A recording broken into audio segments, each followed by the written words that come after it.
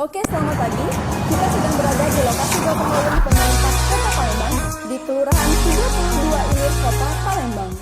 Jadi kami mohon betul, mari kita jaga sungai kita, karena tanpa peran serta kita semua, khususnya Bapak RT, Ibu RT, dan warga masyarakat, nah mungkin sungai kita ini jadi bersih.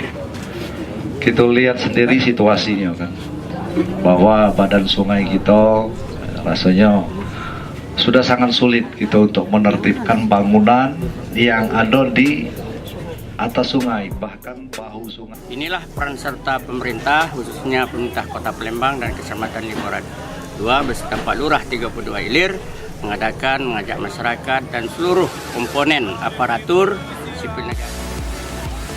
Payo, sayangi sungai kita. Saya Celin, Pelo Iterus Baku Humas Kota Palembang.